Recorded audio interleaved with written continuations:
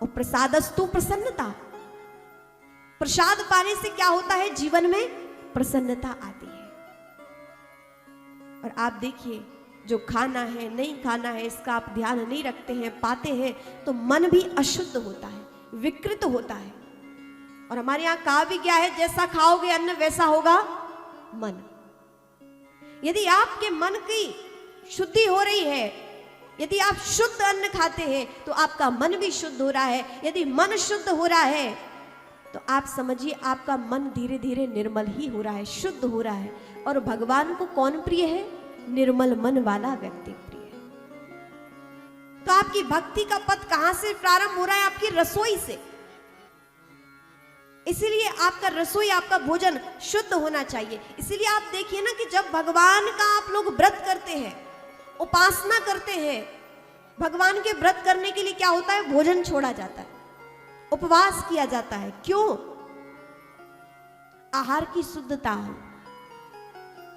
आहार शुद्धौ सत्व शुद्धि, सत्व शुद्धौ ध्रुवा स्मृति।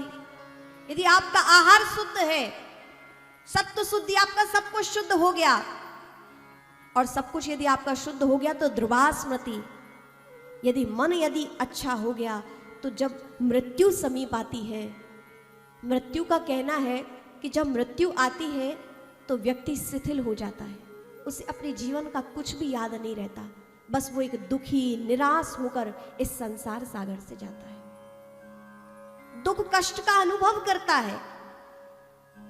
इसीलिए यदि चाहते हैं कि ऐसा ना हो, ध्रुवा स्मृति एक श्रेष्ठ स्मृति बनी रहे, तो क्या हो, आहार शुद्ध हो।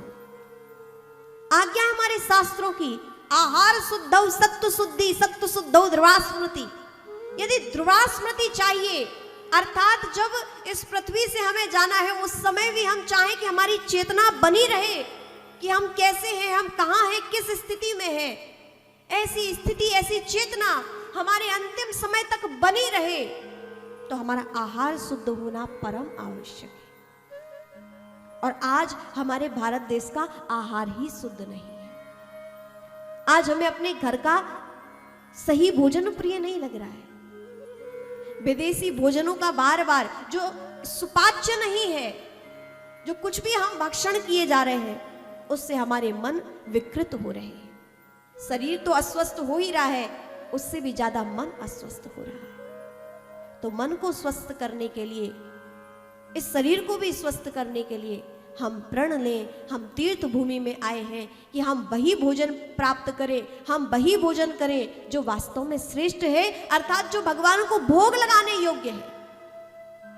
जीवन में कुछ नियम तो होना ही चाहिए, जीवन अनुशासन पूर्ण होना ही चाहिए कि हम जीवन में उसी को पाए जो भगवान को भोग लगाने वाला हो, और जो भगवान को भोग ना लगाया जा सके उस भोजन को हम ना पाए।